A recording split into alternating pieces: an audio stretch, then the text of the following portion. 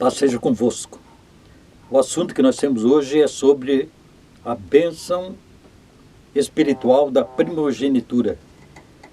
Antes de começar a ler o texto, que está no livro de Gênesis, no capítulo 25, do versos 29 até o 34.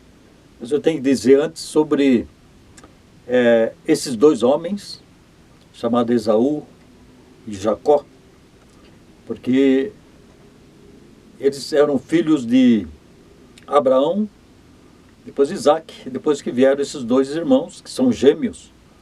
Mas quem nasceu primeiro foi Esaú, que tinha primogenitura. Então, para você saber exatamente o que nós vamos dizer, é que o primogênito é aquele que tem a bênção maior, ou toda a bênção na área espiritual. E a bênção que essa palavra nos diz estava sujeito a Esaú, que havia nascido antes de Jacó, embora fossem gêmeos. Então, o texto começa assim, já que você agora lembrou, né? Abraão, Isaac, aí veio Esaú e Jacó. Esse é o assunto. Vamos, logicamente, começar no Antigo Aliança, o Velho Testamento, mas nós vamos chegar no Novo Testamento, porque queremos que você saiba se você está debaixo de uma bênção da primogenitura, uma bênção espiritual. Bem, eu vou ler o texto aqui para dar autoridade. Diz assim, uma parte do texto: tinha Jacó feito uma comida, um cozinhado, quando com fome veio do campo Esaú, seu irmão. Esaú disse: peço-te que me deixe comer um pouco dessa comida, pois estou muito com fome, cansado. E disse Jacó: vende-me primeiro o teu direito de primogenitura. Ele respondeu: eu estou a ponto de morrer de fome. De que me aproveitará o direito de primogenitura? Então disse Jacó: jura-me primeiro. Ele jurou e vendeu o seu direito de primogenitura a Jacó, seu irmão. Deu, pois, Jacó a Esaú pão e a comida, um cozinhado de lentilhas. Ele comeu e bebeu, levantou-se e saiu. Assim desprezou Esaú o seu direito de primogenitura. Ok? Esse é o texto principal. O que nós precisamos aqui que você saiba é se você é um primogênito, se você tem essa bênção. Porque você pode ter a bênção e não saber, e pode não ter a bênção e querer ela. Bem, o que nós temos que ver aqui? Que a bênção é daquele que é o primeiro nascido na casa de uma família. Isso no Antigo Testamento. Esse primogênito, quando era filho do rei, ele era substituto do rei, do falecimento deste.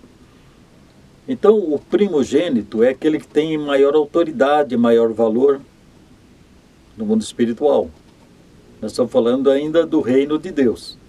O reino das trevas não vou tocar hoje, posso fazer outra live e mostrar para vocês a grandeza, a nobreza de ser o primogênito.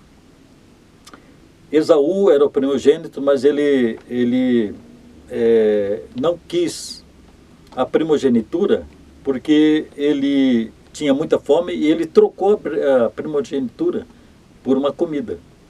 O que Deus está dizendo nessa palavra é exatamente que nós vivemos no reino espiritual e no reino terreno ao mesmo tempo. E Esaú preferiu o reino terreno, comida, as coisas do mundo. E Jacó preferiu as coisas espirituais. De Jacó veio Jesus. Jesus é primogênito também, porque ele é primogênito tanto na família, porque ele é o primeiro nascido de José e Maria. No hebraico, Maria é chamada de Miriam. Então, esse nome Maria ele não é adequado. Ele é o primogênito. Sendo primogênito, ele tinha toda a autoridade espiritual. Ele precisaria ser primogênito.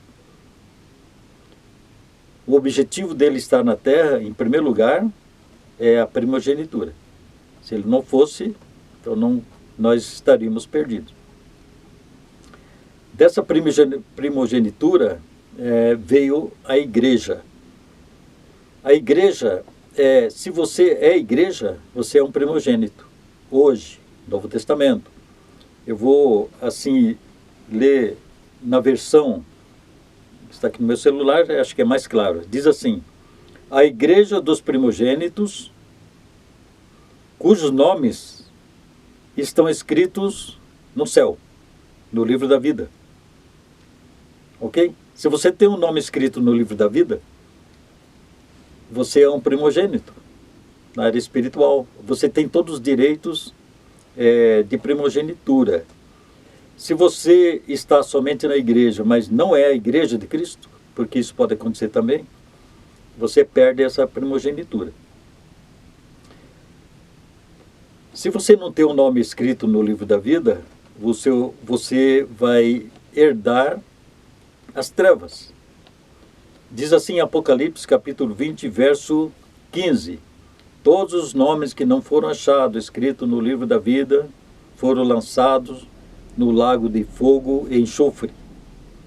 O seu nome precisa estar no livro da vida para você ser o primogênito, que é a igreja de Cristo. Se o seu nome não estiver escrito no livro da vida, não estiver escrito nos céus, você não é a igreja de Cristo.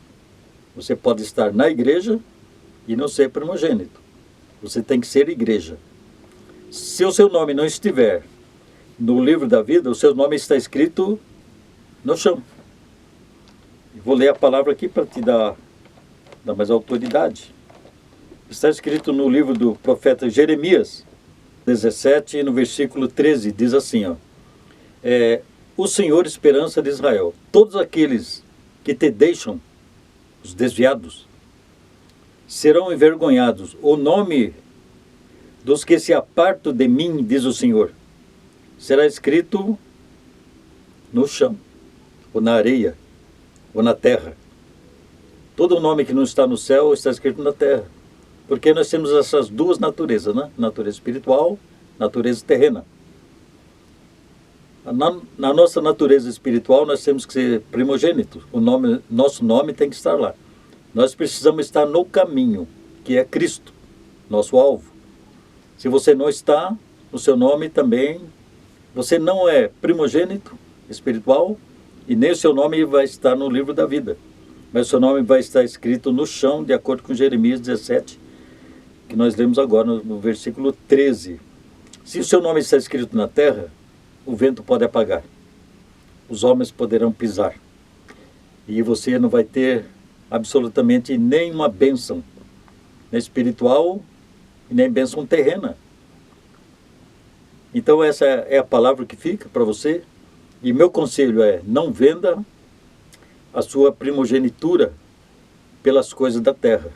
As coisas da terra são atrativas e tudo mais, só que você tem que suportar e garantir essa bênção espiritual da primogenitura. O primogênito tem valor. O não primogênito, ele não tem valor nenhum. O primogênito segue Cristo. Ele está com Cristo. Ele é a igreja de Cristo. Quem não tem a primogenitura, nada é. Serão condenados e eternamente também. Reveja então a sua situação, a sua condição, e se tiver que voltar, volte a ser o primogênito novamente. Ou então, seja um, depois desse ensinamento. Paz seja convosco.